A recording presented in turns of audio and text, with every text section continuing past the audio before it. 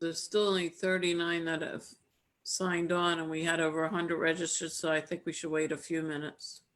Give it one more minute, then maybe I will introduce the secretary and we will get started and people can continue to pop in, okay? This is fun. I get to see like who's on and say hi. Exactly. I know. It's the joy of so many faces. It is. Yesterday we had a social distancing celebration of the 100th anniversary of the 19th Amendment passing in Congress. And you really don't realize how starved you are until you go out to like an event, like, and even though we were all far apart from each other, it was just so great to be in people's presence. It's wonderful. It is. It's true. I know the contact. Well, I think we will begin and people will continue to pop in even as we go. I want to give you as much time as possible, Secretary. We're so grateful that you're with us this evening. It really is our pleasure at Temple Beth El to host our very own Rhode Island Secretary of State, Nellie Gorbea, who in this very historic week, I think it's important to note that our own Secretary of State made history when she was sworn in on January 6th in 2015, becoming the first Hispanic elected to statewide office in New England. Secretary Gorbea has an extensive background in public policy as a graduate of Princeton University's Woodrow Wilson School for Public and International Affairs and has a master's degree in public administration from Columbia. I will say it's been my joy to come to know her as a mom at many a Lincoln School pickup, as well as enjoying sitting on many a dais alongside her. She is an inspiration to me for women in public life, and we're just so grateful to have her here in what is an historic moment. With that, Secretary, I'm going to turn it over to you. Thank you for being with us this evening. Oh no, thank you, Rabbi Mack, and thank you, Judy, for all of the orchestrating and everything that you've done to make this happen.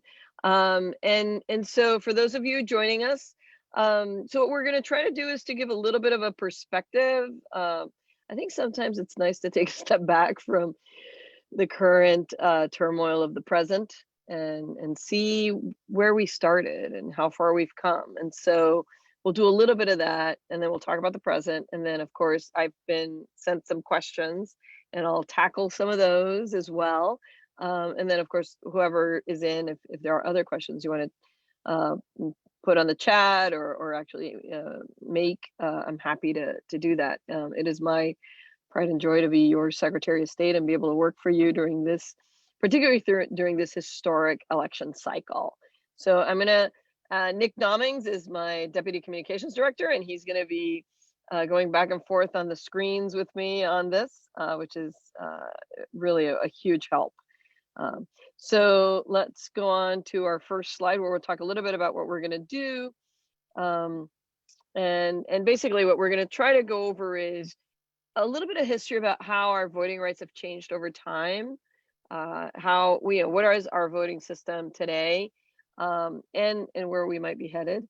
And then, safe and secure voting options that we have during this pandemic, as well as your role in the voting process, because everybody in this this evening actually has a role to play, and can have a huge impact. And how, I know there's a lot of questions, thanks to our media, about what are those safeguards that we have. Now, is anybody here tonight from Massachusetts? You can raise your hands.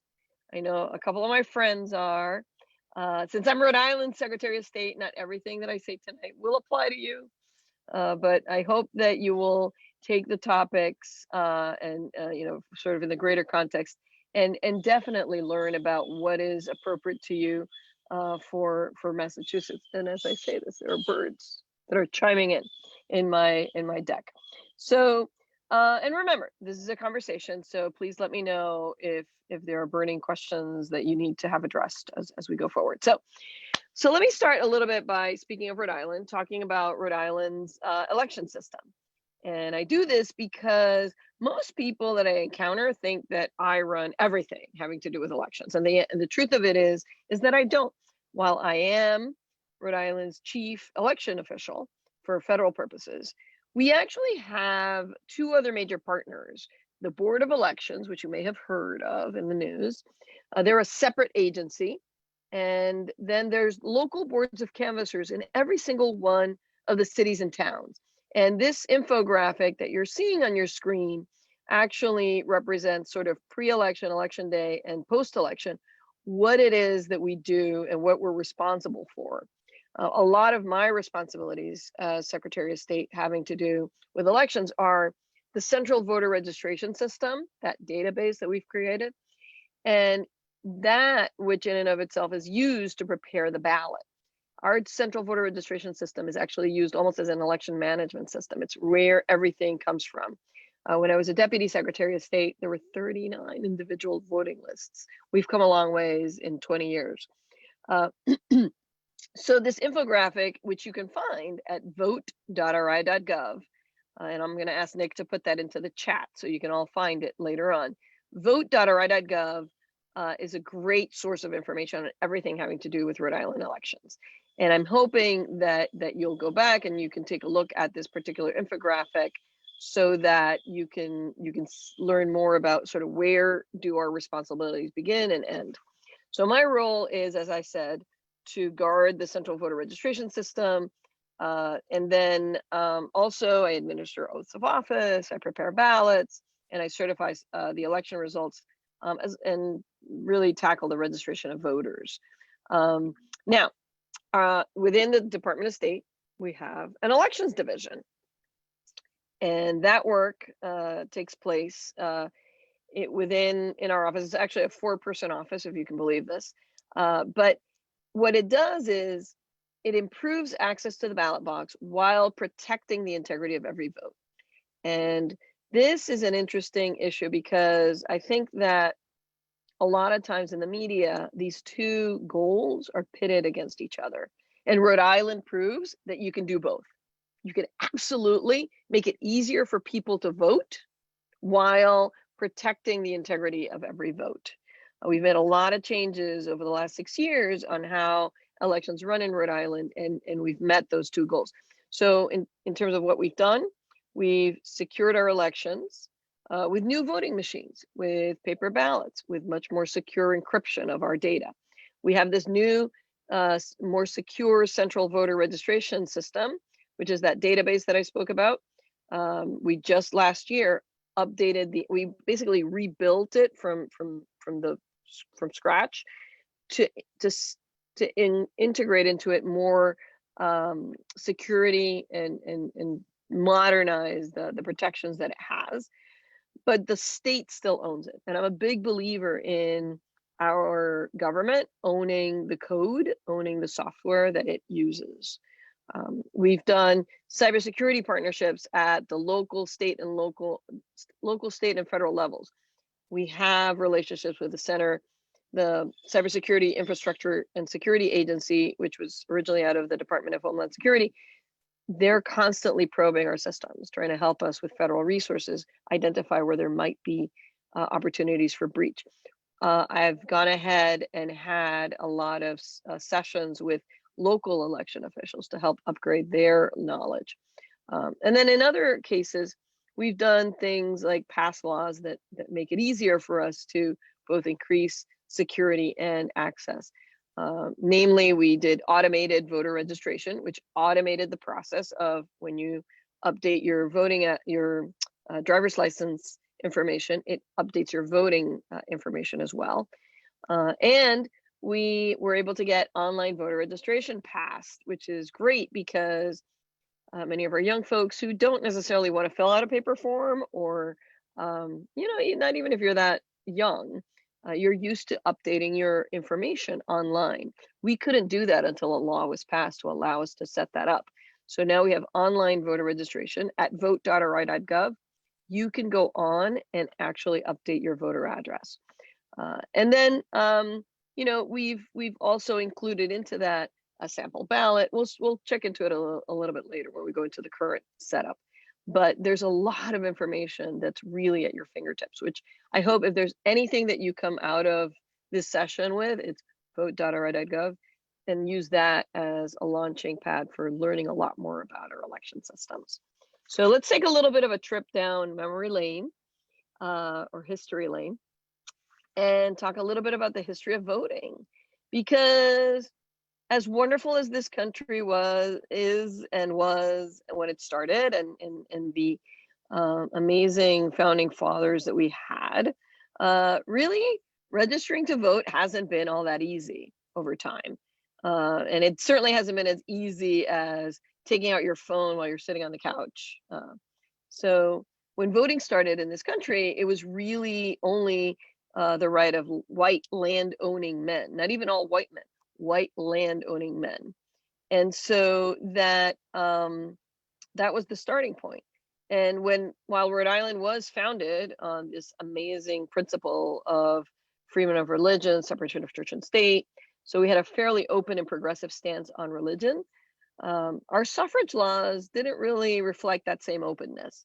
And it wasn't really until like the 1830s when you started seeing some civil unrest, where more than 60% of the state's white male citizens were not eligible to vote because they didn't meet that state property ownership requirement, that you started to see the effervescence in the society that brought about change.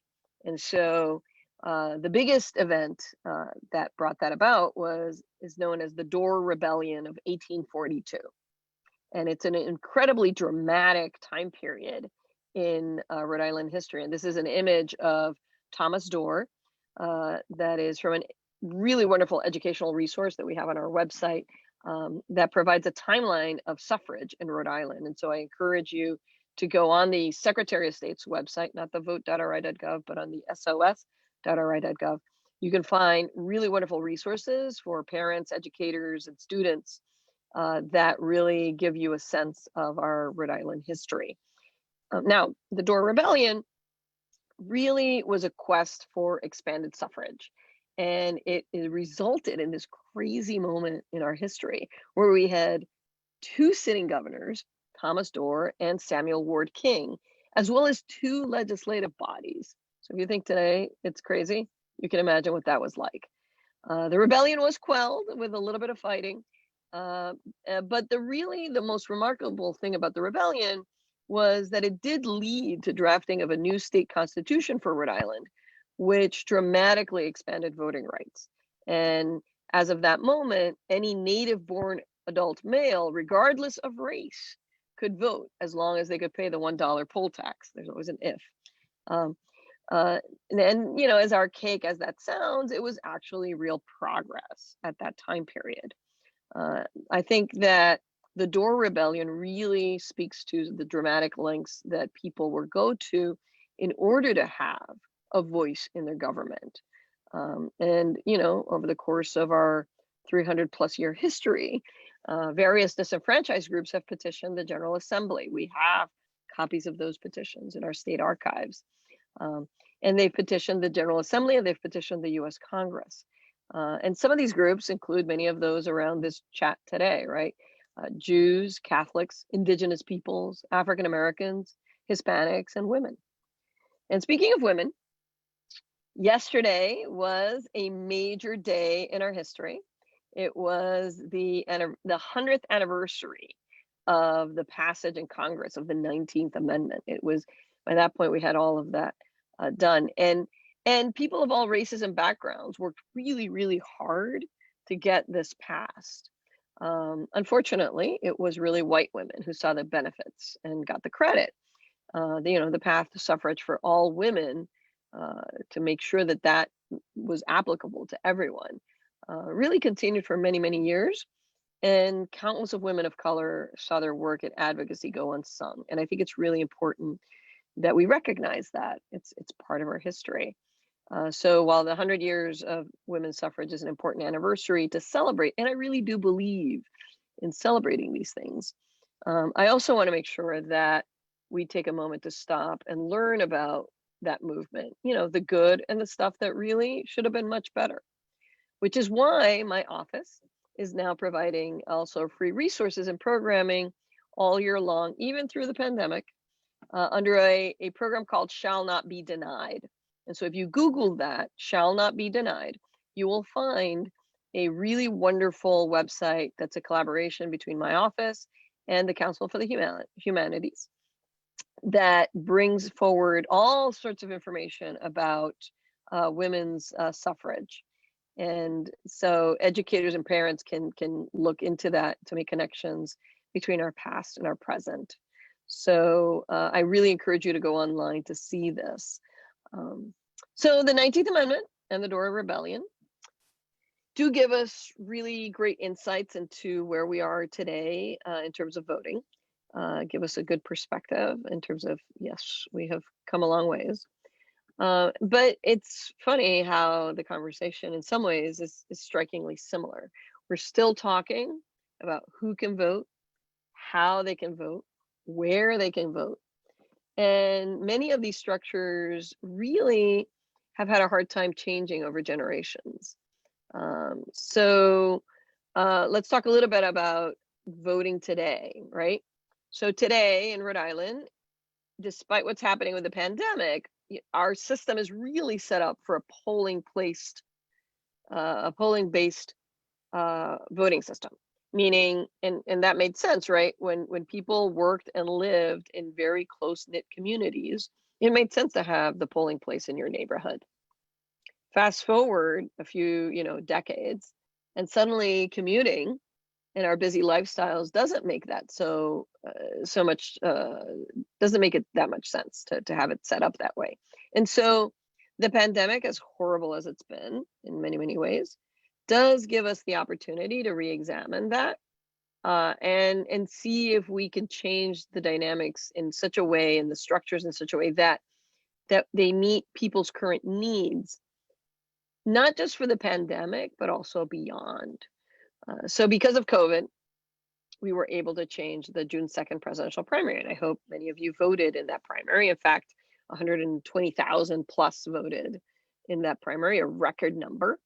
And that particular election was fascinating because we went literally in 2 months, we changed the focus of the structures of our elections from polling place based to predominantly vote by mail. And the response was incredible. 83% of that 120,000 plus voted from home, voted by mail. And there was actually an increase, a 10% increase in new voters. So, and this is for an election where, let's face it, you kind of knew already who was going to win. It was going to be Biden on the Democratic side, and it was going to be Trump on the Republican side. So, but what was wonderful about that is that I think a lot of voters came to realize that voting from home is safe, secure, and a very convenient way of casting a ballot in today's day and age. And so, this is going to really, I think, be a really major step forward. Now, one thing to keep in mind is that as states shift to more people voting from home, the timelines are going to have to change. So I know that everybody's excited about, either September 8th or November 3rd, knowing those results on time. We've kind of become Pavlovian about that, especially since technology came in and we were able to count the ballots really quickly. And within like a few hours, the unofficial results were kind of known. This year is going to be different. This year is going to be different, and we have to give it time and not let ourselves get wrapped up into sort of this dynamic on the media or whatever that, oh my gosh, we don't have results that night. I used to say when I was running for this office that I wanted to make sure that elections were fair, fast, and accurate. For this year, we're going to make sure that elections are safe and secure. So we're going to have an accurate count, but it may actually take us a little bit longer. So now the good news is that we do have a number of options for Rhode Islanders to exercise that right to vote, and especially during this pandemic.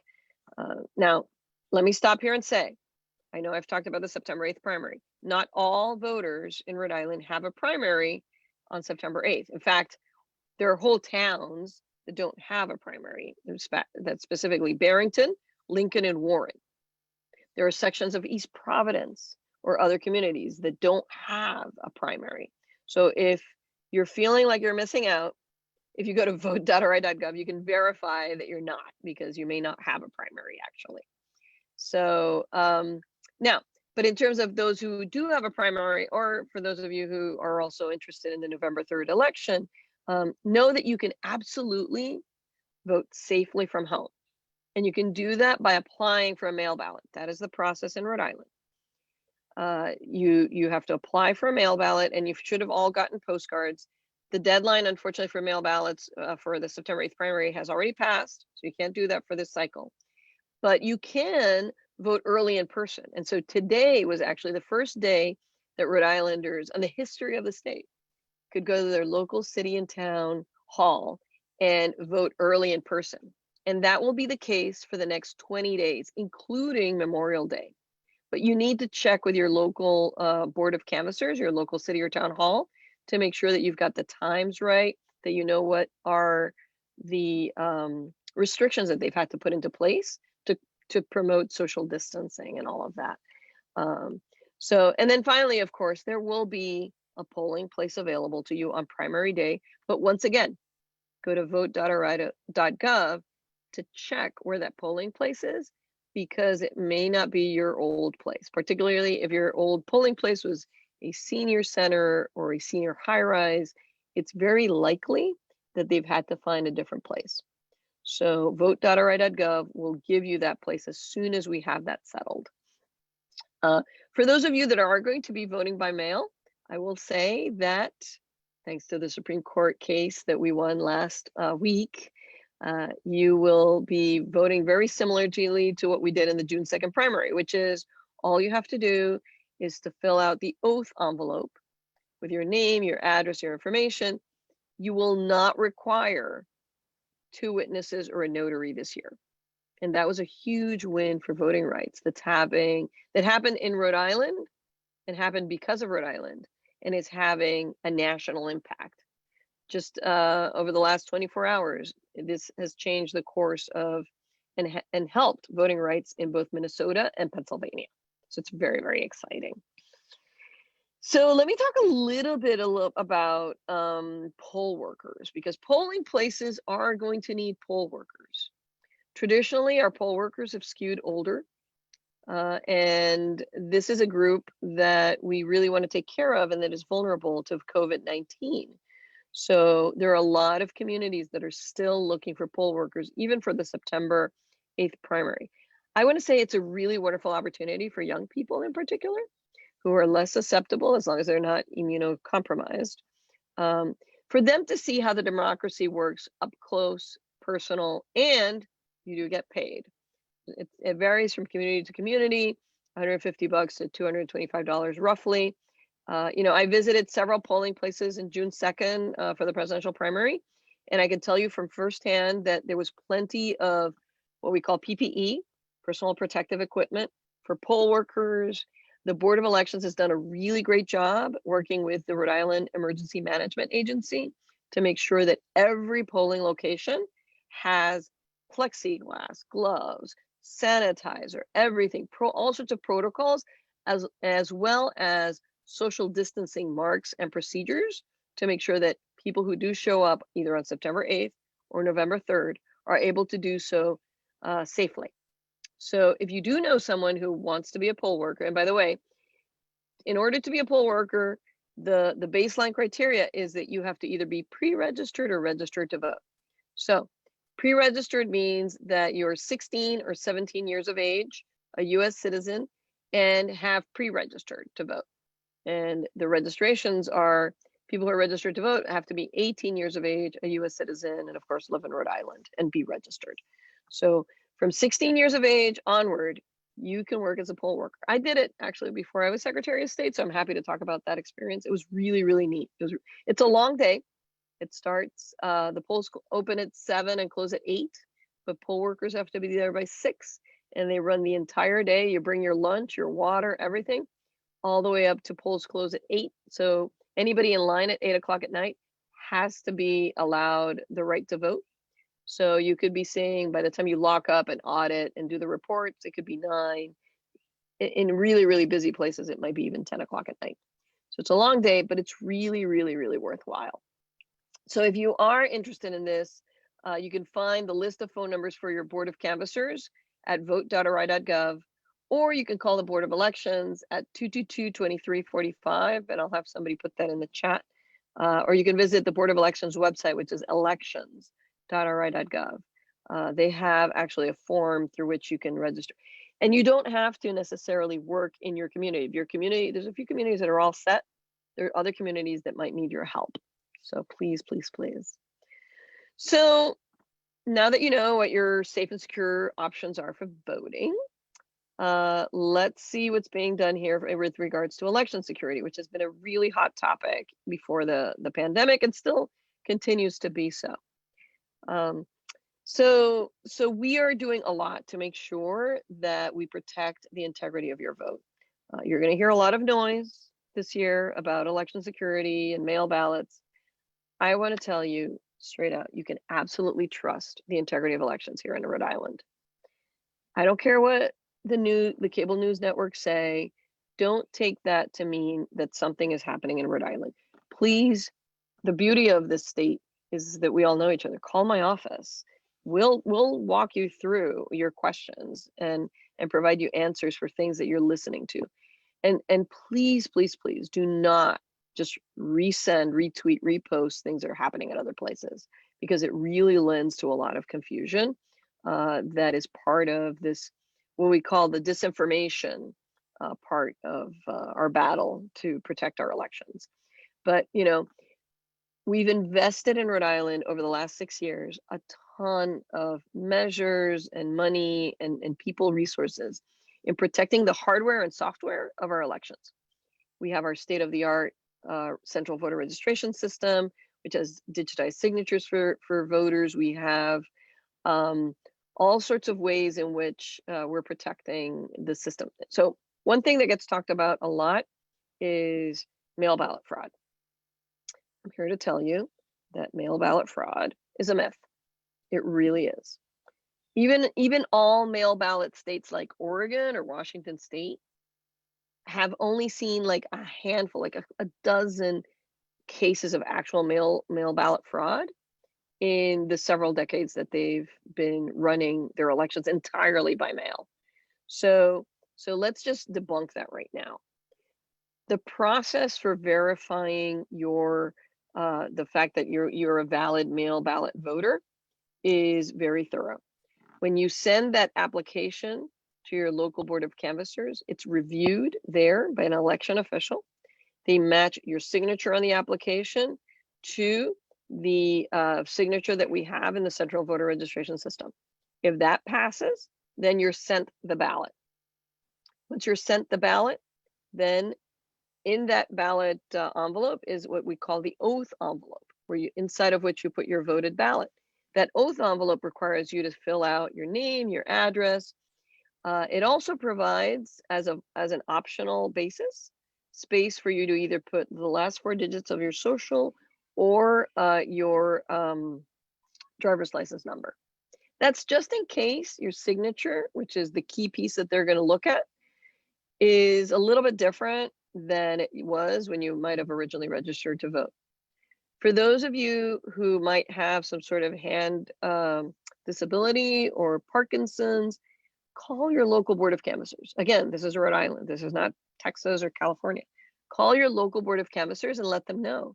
And they will make a note in the file to make sure that your oath envelope doesn't get bounced back. If there is any question and there is enough time, they will contact the voter, both at the application level and at the oath envelope step. The applications are reviewed by local boards of canvassers. The oath envelopes are actually reviewed by the State Board of Elections, those 7 awesome individuals who are in that separate agency. So separate pairs of eyes verifying that everything is on the up and up.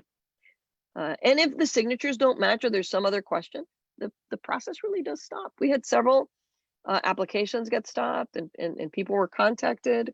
And so I really want to stress that, because there's been a lot of talk about this, and I, I can't speak to what other states do. I can speak to you very emphatically about what we're doing here in Rhode Island. And really, the one topic that does keep me up at night is disinformation, because we've taken all the precautions that we can on the software, the hardware, the processes, but disinformation is much harder to fight, because we're a free society. We believe in freedom of speech.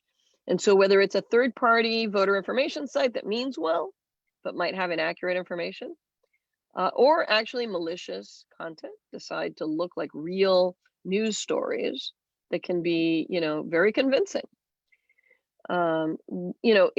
It lends itself to people doubting the election system that we have. And so one of the things that, the feds and our office and other players have been looking at is, for example, looking at coronavirus related stories, to make sure that that doesn't get spread. Things have been improved dramatically since 2016 with regards to, like, for example, my office does have actual people at Twitter, at Facebook, that we're able to communicate with if we see something that we feel is not true and that causes concern. But it's really in every one of us to, before we reshare, before we pass forward, stop a moment and make sure that the information that you're going to pass is actually true. And I really want to stress that for those of you in Rhode Island, go to vote.ri.gov, because that really is your trusted source of information. And there's a real big push by secretaries of state across the country to help people understand that it is your .gov sites that are trusted sources of information.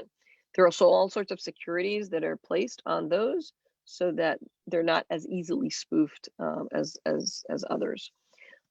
And so, be mindful also about, what information you're sharing, and remember that it's really your election officials that are best equipped to answer questions about voter registration, voting laws, polling places, polling location hours.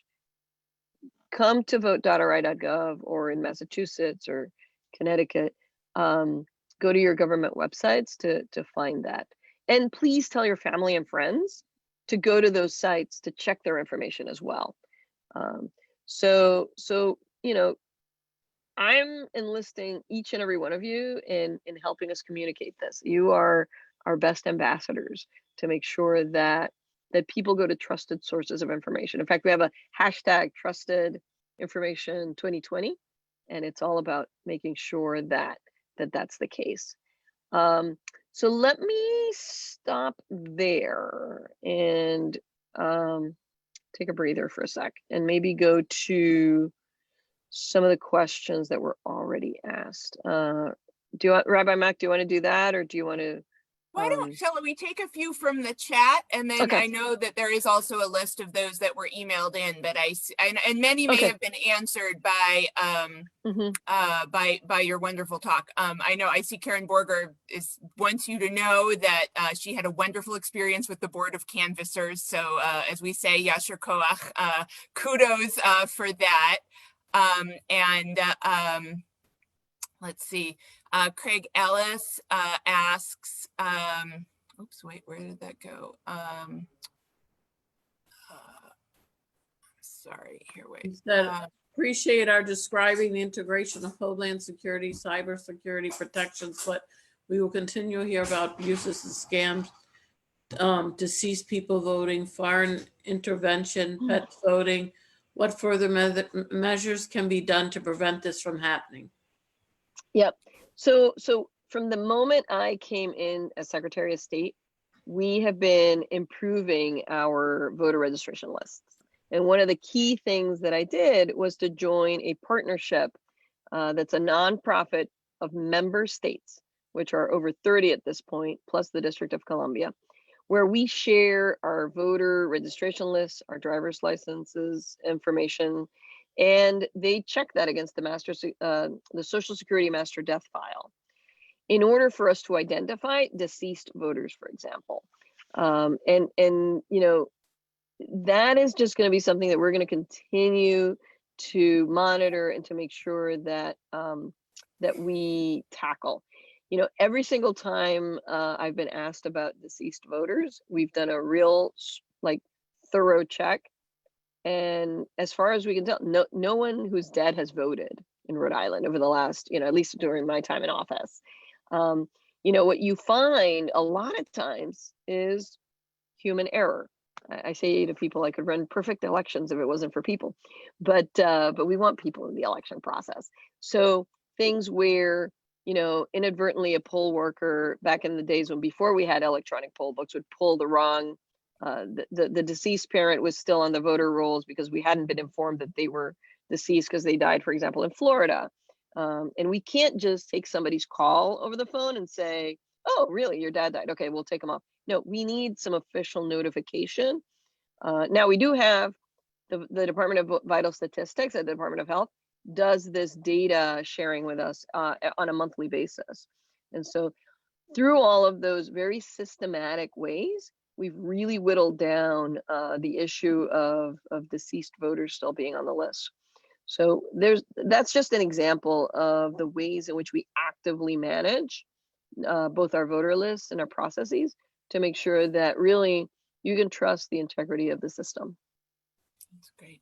I see there's some questions also about when November ballots will be received, as well as the best time to mail them so that they're received on time and counted, and questions about any slowdowns that might be experienced here in our Rhode Island post offices. Yes, and I want to tell you that the minute the postal issue came on the scene, I was it was one of those uncanny moments where I texted my scheduler and said, I really want to talk to the postmaster in Providence, even though we have had a relationship with the postmaster in Providence for decades. This is not something we're doing just this year. Every time we do an elections mailing, meaning, you know, your referenda books, the ballots, everything, we consult and coordinate with the postal office out of Providence. In fact, our elections division is literally across the street.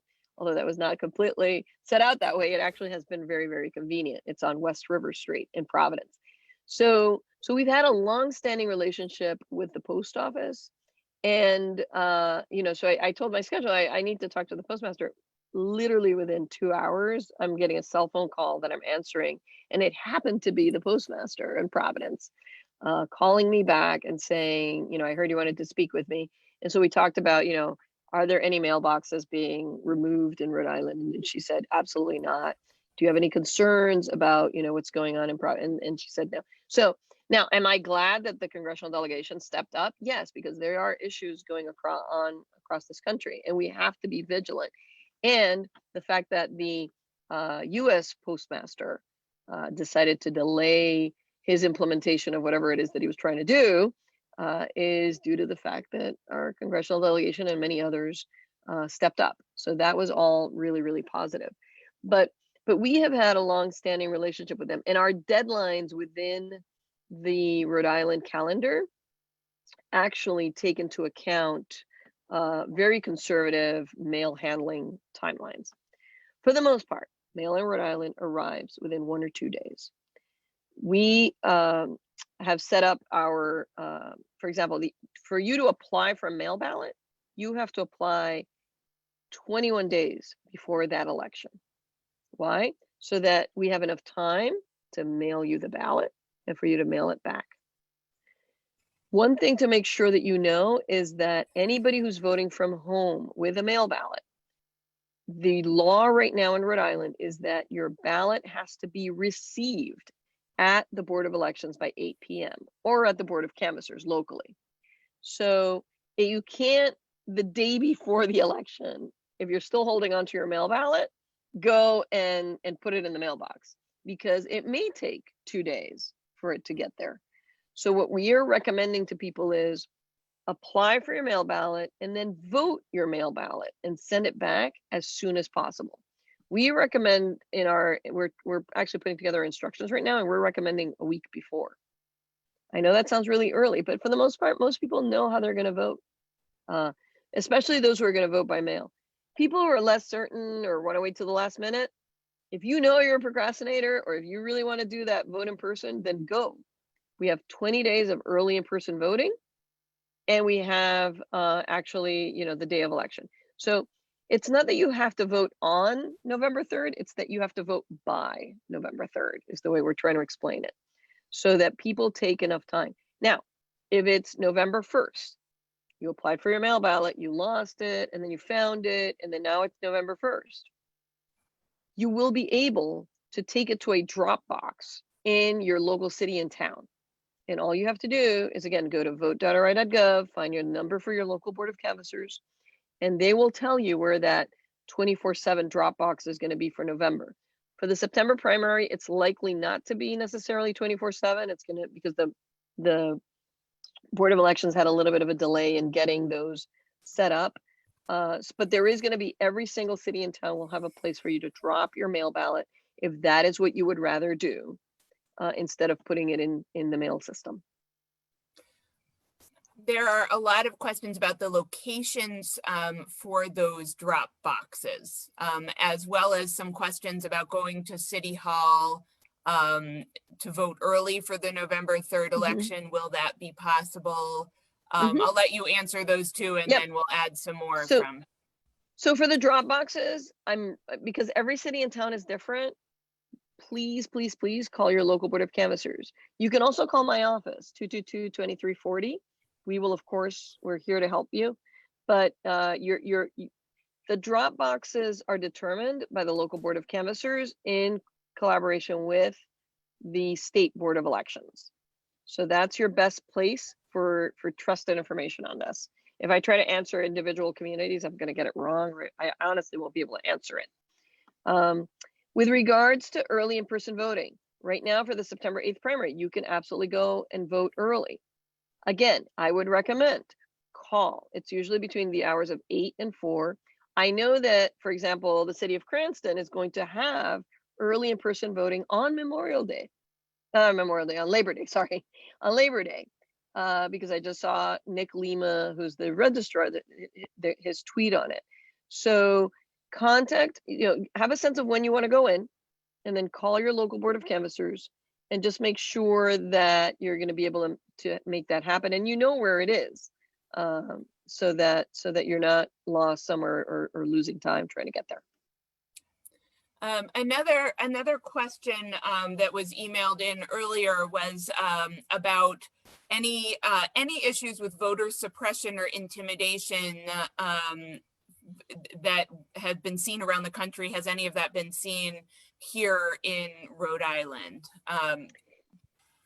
Thankfully, we haven't seen the kinds of things that we're seeing in other parts of the country, and I think that speaks volumes of the election officials that we have, and the vigilance that our community has on and value on making sure that everybody who is eligible can and does vote. Having said that, I know that the ACLU will, of course, always have a hotline, and I am actually in the process of working with the Attorney General's office. Peter Nerona's office and I are putting something together that we're going to announce pretty soon with regards to some sort of voting rights type hotline, that if someone is concerned, that they have a place that they can contact and register their concerns with. Great. I know there were also a couple of concerns of folks who said, I have not received my primary ballot. Should I be worried? Okay. Whoever asked that, everybody take a deep breath. I'm going to say no. So here's the thing. You can go, and actually I asked Nick to have this already set up. So we're going to do a little bit of screen sharing. This is vote.ri.gov. Oh wait, you already went into it. I wanted you to show them how you link it, but that's okay. Basically, you have to put your first name, your last name, your date of birth, and your zip code where you're registered. Now, if you moved and you're registered at your old address, it's your old zip code, to say. Anyway, is this mine? Oh yeah, here it is. Oh, there's mine. Okay, there you see the voter record. So you see where my address is. You see that I'm an active voter. Shocking, I'm a Democrat. This is also, by the way, show them point two. Wait, no, wait. Go up. You'll see here that the next election, it says there, is September 8th. I can view my sample ballot. And I'm asking him to, yep. If I click on that, it will take me to the North Kingstown ballot. I live in North Kingstown. And I can see, actually, I can see both the Democratic and the Republican one, actually, which is kind of interesting. So you can see what's up. Okay, we're gonna go back to the website. And I like to say to particularly to my young people, elections are not pop quizzes. We give you the questions ahead of time. So please, please, please review your ballot. Particularly, you're gonna vote in person, either early or on election day. Find my polling place. This is not active yet because we're still trying to figure out with the local boards of canvassers and the Board of Elections where those places are gonna be for election day. For early in-person voting, it's somewhere in your local city or town hall. Here is also where you can edit your voter record. That's just as an FYI for people, particularly who have young people who are moving. That's one of the most important buttons on this page. And then now let's go down to your upcoming elections. So I can again view my sample ballot. And the part that I wanted to show you here is status of mail ballot request. So you can go to your voter information center site and find that your mail ballot application was received at the local board of canvassers. In my case, it was received on August 13th. The mail ballot application was accepted, which means that then I was tagged to receive one. The ballot was mailed to the voter on August 14th. And now I know, for example, yesterday I received mine. So we had about 16,002 mail ballot applications that were ready by the time we were done with the Supreme Court case. So I was part of that group. So it really depends on when you send it. Please, please, please go to this website. If you know of someone who isn't sure, why they haven't their ballot yet, please either go on the website or call our office so that we can help identify if there's any kind of problem. There was an issue for the June 2nd primary, which was discussed, and I had a few people, friends of mine even, tell me about, which is where you had two individuals who applied for mail ballots in the same household. One got their ballot, the other one didn't. When we went back into the system, there was no record of that mail ballot application. Again, in 2 months, we tried to restructure what was a polling place-based system into a predominantly mail ballot system. It is my sense that there were insufficient auditing that was happening with the scanning of applications and the processing of applications. And so we've corrected that now for the September 8th primary. But the only way we'll know if this is really working is from each and every one of you. So if you have any concerns, don't wait, just go ahead and call my office and let us know if you have any concerns so that we can work on it with enough time to get you that ballot so that you can vote in whatever way that you would like to. Another question is it kosher to bring to the drop boxes the ballots of your friends and neighbors? So if you have neighbors who maybe can't or homebound or unable and have that, but would rather than put it in the mail, want it to go to a drop box, is that acceptable? Yes, it is acceptable for you to drop a neighbor or relative's ballot in a drop box. That is absolutely allowed. There are states where nobody other than the voter can handle the ballot. That's not the case here. And the concern has always been, when we talk about that, particularly with campaign operatives, is there are people who are homebound and can't. And so it would be a problem to infringe on their right to vote. So that is absolutely allowed for you to do that for them. By the way, let me just also say that I was on a phone call today with representatives from the U.S. Postal Service. And they repeatedly said that they are absolutely ready to receive and handle and have, don't have concerns about somehow dealing with the deluge of mail ballots that everybody's expecting there to be. So It was a bipartisan call with secretaries of state from across the country. I say trust but verify. The best way that you can do this is by going to vote.ri.gov and make sure that you're tracking your ballot all along the process. If for some reason you go down to, the day before and your ballot for some reason doesn't show up as having been accepted, you can go and vote early if you're able to, and cast that ballot as a provisional ballot, meaning the Board of Elections will hold it to make sure that there's no other ballot from you in the system. And then if that is the case, then you will vote provisionally, which only means that they're holding it for that review. But I know that for people who are concerned, that's sort of their safe gap. There's another question here. There's two more questions here in the chat box. Sunny asks, if I vote at City Hall in the primary, will I be able to disaffiliate at that time? And Carl asks, can anyone access my voter information by entering my name and birth date? Okay, let me start. Wait, the first one was about, I'm sorry. Disaffiliating. Yeah, okay, so disaffiliation, I really want to encourage people to disaffiliate on the website right after the election, right after the primary, because this is not an issue for November. This is only an issue for the primary. If you're an unaffiliated voter, you can vote. If you vote in person, I believe you can still disaffiliate. But if you're voting by mail, the way to disaffiliate is give us a chance to, till after the primary, and then just go online and disaffiliate. That's the way that you have to disaffiliate. The second question was what? Can anyone access my voter information?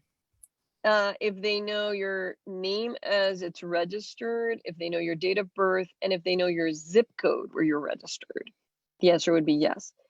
I want to tell people that your voter information is a public record, except for driver's licenses and last 4 digits of your social.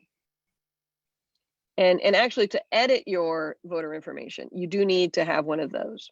So we do have protection in place for those particular two pieces, those two fields of information, your driver's license number and last 4 digits of your social. But yes, it is absolutely a public record, not just your vote, that you're a voter and the address from which you're voting, but also what elections you voted on, whether it's been a Democratic primary, or Republican primary, even if you're an unaffiliated voter, all of that is public information. And so I know that every now and then I'll go to a polling location, and as you're checking in, some of you may remember, the person who's checking you into the polling location shouts out your name and your address. And there may be somebody from a campaign there that then registers the fact that you voted. Again, all of that is public information. Thank you. Excellent. We'll take this one last question here. I see Mark asks, how is your office going to handle the large number of ballots in November? And I'm not sure, how do you prevent people from voting by mail and in person, both? I see. Yes. Yes. Okay. Thanks, all right. Mark. So we do have measures in place to prevent double voting.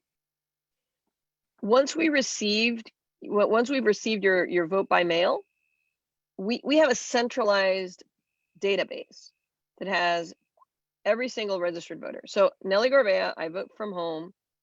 That ballot is received. That's marked on the database. If I then try to show up on election day, now that we have electronic poll books, it's even better, because the electronic poll, it used to be that we had to do the books with the stickers and all that, and the stickers had to be removed. And sometimes people make a mistake and they don't remove the sticker that should have been removed. In this case, it's a much tighter system because of the electronic poll books. In fact, if you applied for a mail ballot, forgot about it, and then try to show up on election day or early voting, the system will say this person was already sent a mail ballot, and you will not be allowed to live vote, if you will, but you will be given a provisional ballot to fill out and then get reviewed separately to make sure that that person hasn't already voted. So I really want to stress this. We have measures in place, checks and balances throughout the system to ensure the integrity of the vote. And, how are we going to handle the increase? The Board of Elections is working very hard with the local boards of canvassers to set up all sorts of measures. The June 2nd presidential primary was a great test case for us. We learned a lot from that process, and we are instituting the lessons learned, the stuff that didn't work so well. So I'm looking forward to both a September 8th primary and a November 3rd general election that really delivers the kind of election that Rhode Islanders deserve. So I want to thank each and every one of you. If for some reason we didn't get to your question, whether you had sent it in ahead of time or as I spoke, you had other questions. And I see Courtney Nicolato is also throwing up here. Voters have questions. They can also call 211. And I think we got most of the questions that were emailed in and in the chat box. But if someone wants to pop another one out there, or certainly we invite them to reach out to you and your office. And Secretary, we're so grateful. Thank you for being with us and for sharing really good, solid information with us in what is a fraught time, calming everyone's nerves. And thank you for your hard work and all of those who work so closely with you to make our elections safe and secure and fair. We really are very grateful. So thank you. Thank you, Rabbi Mack. And, our door is always open as you see things, as you think of things, ideas that you may have about how we can do this better, especially after September 8th. Keep those ideas coming. We're here to serve you. We're here to work for you, and things can always be better. But I'm proud of the work that the team has put together, and along with the Board of Elections and the local boards of canvassers, and looking forward to making sure that everyone can be a voter. Excellent. Well, we are grateful to you. Thank you. And thank you everyone who joined us this evening. We really are appreciative and have a good night. So take care. Thank you. Good night. Bye.